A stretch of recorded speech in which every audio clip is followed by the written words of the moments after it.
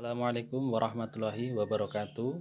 Selamat pagi kepada rekan-rekan mahasiswa semua yang ada di rumah. Semoga tetap dalam lindungannya.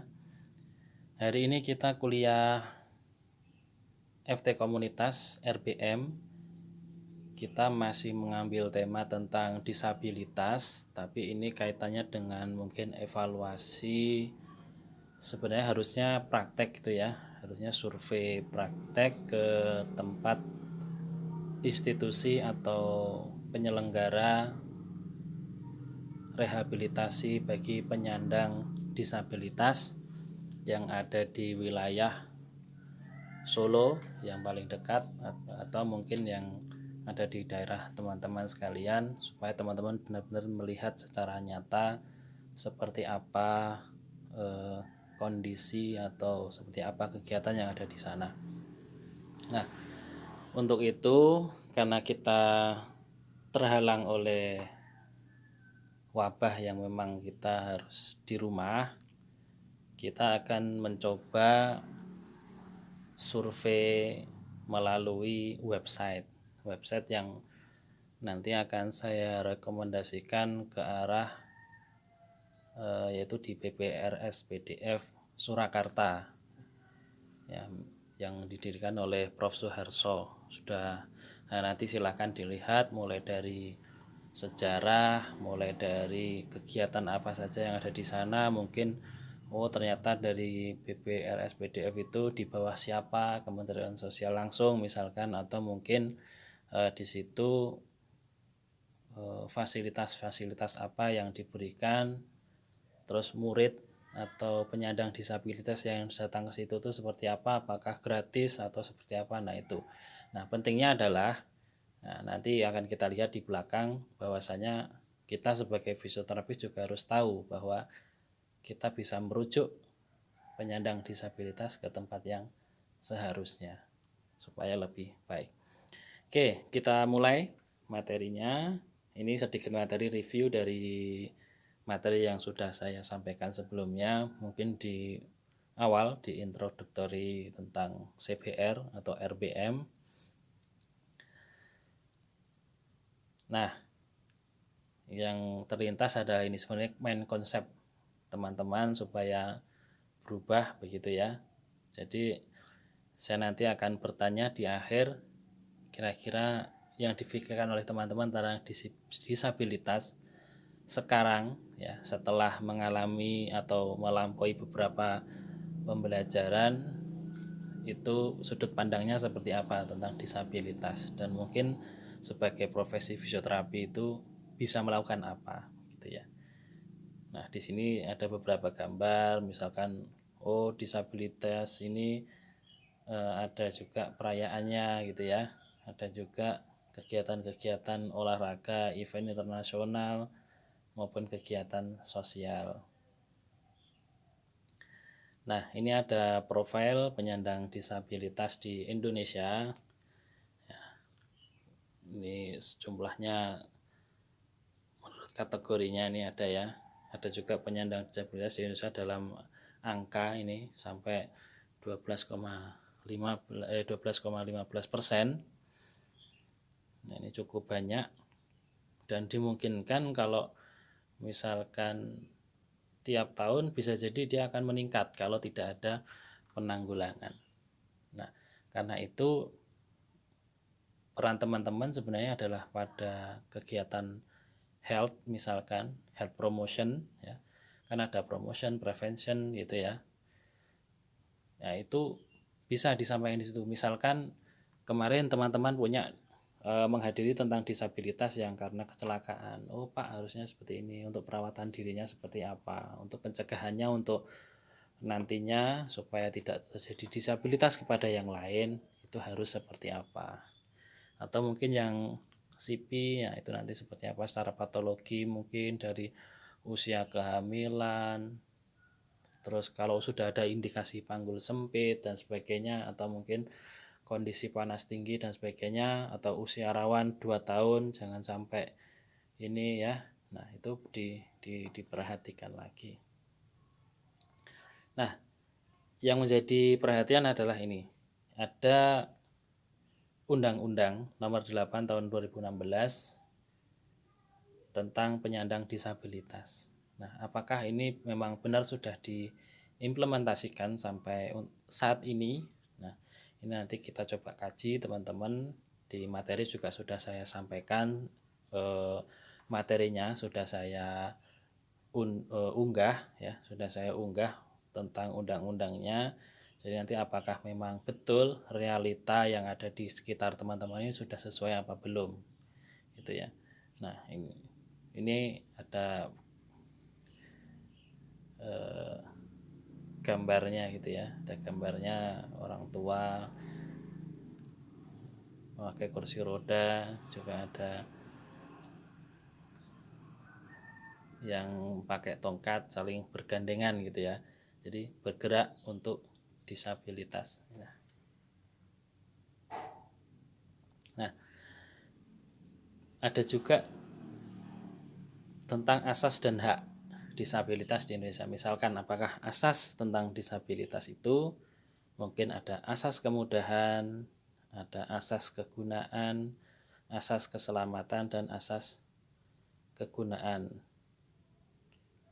Nah, yang kemudahan itu mencapai tempat yang atau bangunan umum ya, bisa mencapai. Jadi ada mungkin dia haknya adalah memperoleh pendidikan di segala jenjang.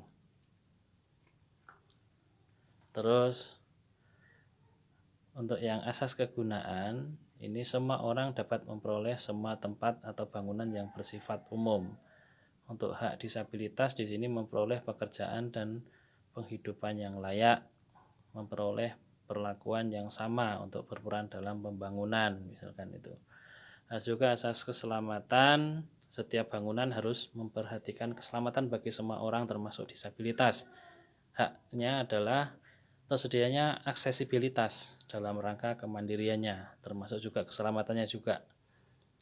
Ada juga ini tentang setiap orang harus bisa menggunakan semua tempat atau bangunan dalam satu lingkungan dengan tanpa membutuhkan bantuan orang lain. Jadi memang fasilitas aksesibilitas sudah terpenuhi. Juga di sini ada hak disabilitasnya adalah tentang tersedianya rehabilitasi, bantuan sosial, dan pemeliharaan, taraf kesejahteraan sosial, juga hak yang sama untuk mengembangkan bakat, kemampuan, dan kehidupan sosialnya, terutama bagi penyandang cacat anak ya, mungkin yang dari lahir bawaan gitu ya. Nah, betulkah ini? Ya, ini sudah ada bukti, tapi kita coba lihat di sekeliling kita apakah masih ada gitu ya. Cacat fisik bukan lagi penyebab cacat pendidikan. Jadi kalau di zaman saya dulu, orang dengan kondisi cacat fisik dia tidak bisa ikut tuh di sekolah umum ya, tidak bisa, dia harus ikut di SLB gitu ya. Nah, nanti kita akan coba gali teman-teman ketika dicek ya di lingkungan teman-teman apakah ada, mungkin berdasarkan tanya atau dari website tentang disabilitas bisa sekolah di SD negeri atau di SMP negeri atau di SMA negeri atau yang umum ya, bukan SLB, khususnya yang mungkin fisik bukan yang mental gitu ya. Nah, kaitannya dengan kesetaraan hak kerja bagi penyandang disabilitas. Nah, apakah memang sudah terjamin untuk sampai saat ini? Kalau kita pernah lihat video yang sebelumnya, ada juga kakek-kakek ya, dia pensiunan PNS malah itu ya, dia sampai sekarang dengan tangan satu, maksudnya satu tangan dia amputasi, dia masih bisa bekerja membuat protese itu ya. Itu adalah suatu kemandirian buat dia. Selanjutnya ada minim fasilitas untuk disabilitas. Apakah iya?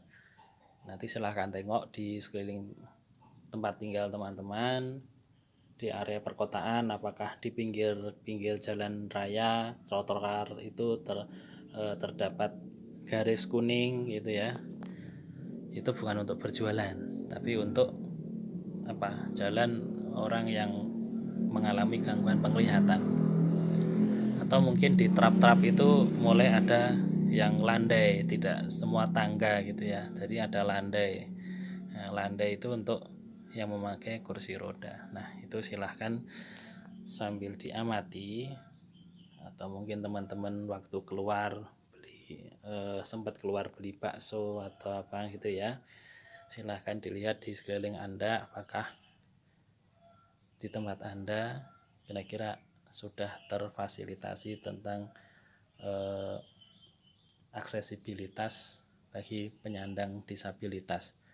Boleh dilihat di website, misalkan di searching aja nama kotanya apa itu ya, nanti dicek, dilihat, oh di alun-alun ternyata belum ada, oh di sini masih begini, oh kantor bupati semua tangga nggak ada jalan landai, berarti disabilitas nggak bisa mampir ke bupati, misalkan contoh itu.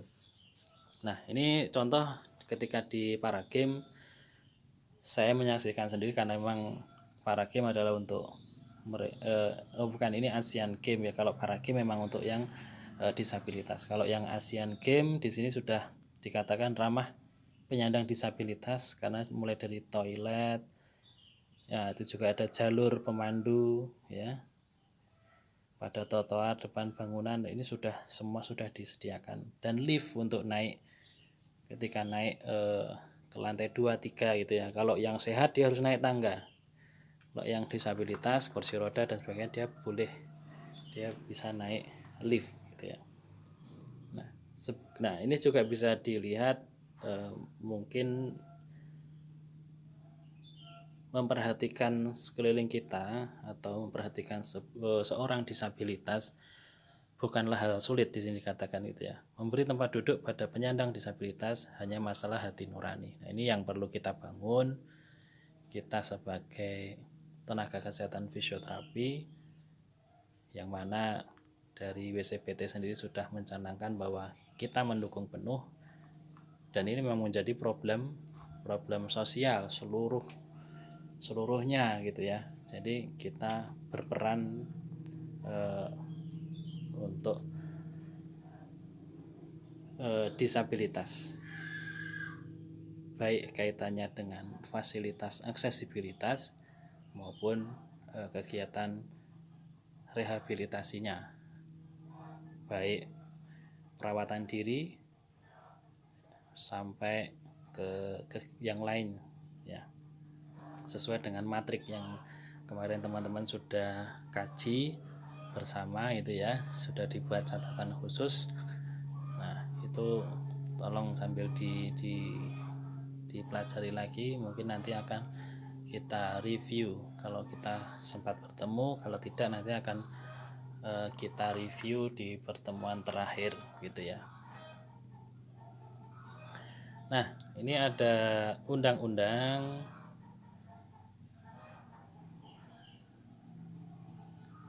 selanjutnya. Di sini ada apa ini, Hari Disabilitas Internasional, beberapa peringatan itu ya. Ada juga pemilihan disabilitas, jadi disabilitas juga punya hak pilih gitu ya. Ada etika berinteraksi dengan disabilitas, ada etikanya, jadi tidak semata-mata kita ngobrolnya santai gitu ya. Ada interaksi dengan penyandang disabilitas, ini ada tata caranya, lihat ya, silakan dilihat, dibaca. Mungkin juga ini ada pentingnya olahraga bagi penyandang disabilitas. Nah ini penting bagi fisioterapi, kita juga harus memberikan informasi itu. Ada juga berikan hak kerja bagi penyandang disabilitas, ini diatur di undang-undang. Nah ini adalah kegiatan utama program CPR yang baru yang ada di WHO. Nah ini kita sudah mempelajari beberapa, yaitu mungkin melatih anggota keluarga dan masyarakat tentang disabilitas. Ini yang saya harapkan adalah kemarin waktu di tugas yang kemarin adalah membuat ini. Jadi misalkan, oh bapak ini kondisi stroke, untuk perawatan kesehatannya harus seperti ini itu ya, untuk preventionnya seperti ini. Nah terus untuk kondisi pendidikan dan sebagainya kalau itu masih butuh, kalau enggak berarti juga tidak usah dimasukkan. Atau kalau sudah menikah ya sudah enggak, kalau butuh menikah berarti ada pendidikan lagi, misalkan dia harus melakukan hal-hal yang sebagai kepala rumah tangga ataupun sebagai istri begitu ya. Nah itu harus diberikan pendidikan lagi. Atau mungkin dia yang bekerja itu harus diberikan pendidikan lagi. Nah, ada bantuan pendidikan fasilitas, pendidikan inklusif ini biasanya gratis gitu ya. Terus nanti silakan ini adalah di institusional, saya maksudnya di institusional yaitu di BPRS PDF, silakan dibuka di situ. Sebenarnya banyak, ada YPAC ya, mungkin yayasan-yayasan sekarang banyak, tapi silahkan ya, untuk yang institusi saya sarankan untuk yang BPRS PDF dahulu. Nanti survei yang saja adalah teman-teman melihat di sekeliling rumah teman-teman, di daerah teman-teman apakah ada tempat yang atau fasilitas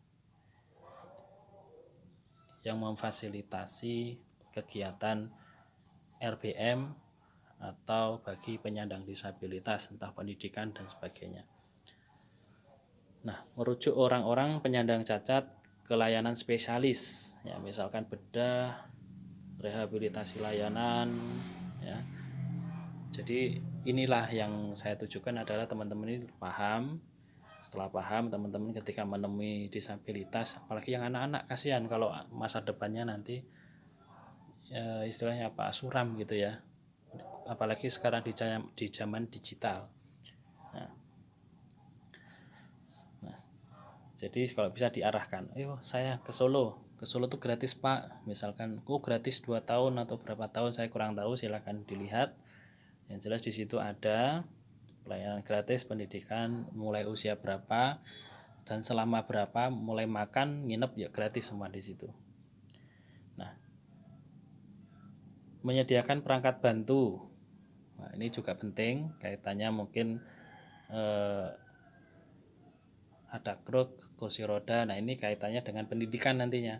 Jadi misal orang yang nggak punya kaki satu harus, kalau dia secara ICF dia mampu untuk berjalan ya pakai kruk, jangan pakai kursi roda, karena nanti malah menurunkan kapasitas fungsional fisiknya. Jadi kalau bisa menjaga fisiknya tetap fit ya.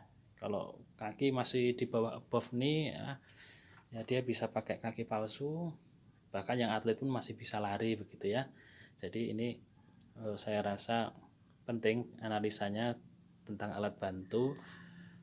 Tepat tidaknya penggunaan alat bantu ini juga perlu disampaikan oleh fisioterapi. Jadi misalkan kalau dia yang memang secara fungsional dia sudah tidak bisa berjalan, berdiri berjalan gitu ya, oke lah kursi roda. Tapi kalau yang masih bisa berdiri, ayo latih berjalan supaya kapasitas fisiknya bisa terjaga atau malah naik gitu ya.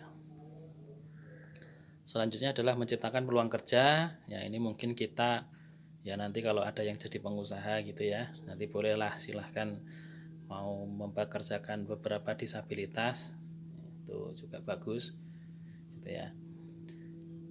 Tentu saja ya banyak yang berprestasi, yang kuliah juga ada kan gitu. Jadi misalnya saya butuh IT tapi yang disabilitas, ya silahkan gitu ya. Nah, memberi dukungan untuk kegiatan sosial termasuk olahraga dan rekreasi ini juga penting. Ini disampaikan ke olahraga ke keluarganya. Jadi bahwasanya disabilitas atau penyandang cacat ini butuh rekreasi dan olahraga. Dilihat juga kondisi fisiknya. Kalau dia tidak bisa jalan-jalan ya sudah pakai kursi roda, tapi sambil setiap pagi itu ya angkat tangan ke atas, ke samping, putar-putar bahu gitu kan. Nah itu sebagai saran olahraga sambil berjemur di bawah terik matahari pagi itu juga bagus ya. Juga rekreasi kaitannya dengan stres psikologisnya supaya bagus ya. Terus memberi bantuan keuangan untuk kehidupan, pendidikan dan modifikasi rumah, ini kaitannya yang mungkin kurang mandiri gitu ya. Kalau sudah mandiri biasanya memang malah dia bisa bekerja, tapi Tapi untuk khususnya ya kita tetap harus memberikan bantuan sekecil apapun, itu bermanfaat untuk mereka. Bukan kita merendahkan, bukan, tapi kita berusaha untuk istilahnya menganggap mereka adalah sebagai apa ya, bagian dari kita gitu ya. Saya masih ingat ketika melihat suatu video iklan gitu ya. Yang pertama ada orang yang naik mobil waktu itu ya. Naik mobil, mobilnya jelek, buntut gitu ya, ditendang-tendang rodanya. Lalu ada yang lewat, kenapa mobilnya ditendang-tendang? Lalu si A ini menjawab, mobil saya jelek ya. Lalu yang si pejalan kaki ini bilang, masih untung kamu punya mobil, saya kemana-mana harus naik bus gitu ya.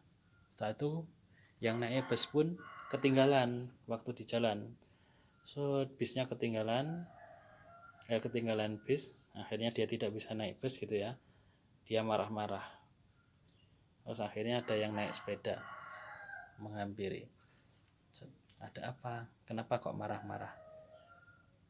Saya ketinggalan bis, saya nyesel kemana-mana harus naik bus, capek. Lalu si yang naik sepeda ini menjawab, kamu harusnya bersyukur, kalau saya kemana-mana harus naik sepeda, bahkan jauh sampai berapa kilometer, karena saya tidak punya uang untuk naik bis. Dia langsung berangkat. Selanjutnya si sepeda ini ketemu lagi sama orang yang ada di pinggir jalan, rantainya putus, dia kerasa capek, haus gitu ya. Lalu disampiri ibu-ibu, dia memakai kursi roda. Lalu dia bertanya, kenapa mas kok berhenti? Ini saya capek dan kebetulan sepeda saya putus, ini saya bakal terlambat. Enak sebenarnya kalau saya bisa naik bus, nggak mungkin seperti ini. Lalu ibunya berkata, Anda harusnya bersyukur, Anda bisa lihat saya hanya bisa duduk di kursi roda dan tidak bisa naik sepeda seperti Anda. Bersyukurlah dengan keadaan apapun saat ini, karena itu adalah yang terbaik. Itu adalah sedikit cerita yang dari video yang, karena kalau dia pakai kursi roda jelas dia disabilitas, karena dia kakinya tidak bisa dipakai untuk berjalan gitu ya. Bahkan ini pun masih ada lagi, dia kursi roda, terus ketemu lagi orang yang mungkin tidak bisa melihat, atau mungkin yang dia hanya rebahan atau tidak bisa melakukan apapun. Nah, ya, keadaan apapun untuk saat ini kita harus bersyukur gitu ya, dan harus dijaga. Oke, selanjutnya kita akan masuk, ini adalah CPR Matrix. Nah, itu adalah beberapa mungkin yang sudah dipelajari teman-teman, ada health, education, livelihood, social, dan empowerment. Nah, ini silahkan untuk yang kesehatan sudah ada promosi, prevensi, medical care, rehabilitasi, dan assistive device itu ya. Education juga sekian, livelihood sekian, sosial dan empowerment juga itu ya. Kemarin sudah teman-teman buat, semoga masuk gitu ya. Nah, ini adalah tugasnya untuk pertemuan hari ini. Ada 4. Yang pertama adalah lakukan survei kelompok pada institusi penyelenggara rehabilitasi. Yang ini saya arahkan ke BPRS PDF. Bisa via website, tidak harus ke sana gitu ya. Terus yang kedua, lakukan survei individu, ada tidaknya yayasan penyelenggara rehabilitasi penyandang disabilitas di daerah tempat tinggal masing-masing. Ini juga via website, atau mungkin tanya-tanya orang tua atau tetangganya itu boleh lah, tapi tetap utamakan social distancingnya. Terus juga ada, menurut Anda sudah sesuaikah keadaan di lingkungan Anda dengan fasilitas dan pemenuhan hak-hak penyandang disabilitas sesuai Undang-Undang Nomor 8 Tahun 2016? Selanjutnya adalah bagaimana pandangan Anda tentang disabilitas dan peran fisioterapi dalam kaitannya RBM atau CPR bagi penyandang disabilitas. Nah, ini adalah ada 4 tugas, yang 1 kelompok, yang 3 adalah individu. Ya, semoga tidak terlalu berat. Ya, silahkan dikumpulkan sebelum pertemuan selanjutnya. Nah, ini ada sedikit. Nah, ini contoh ya. Ini adalah contoh BPRS PDF institusional ya.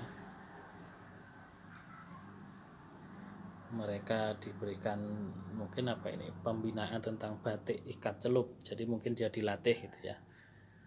Di sini juga ada terapi penghidupan. Ada juga sosialisasi tentang COVID-19. Ya, para penyandang disabilitas mendapatkan pendidikan tentang COVID-19. Ada kunjungan Direktur Jenderal Rehabilitasi Sosial, yang mana di garis bawah di sini adalah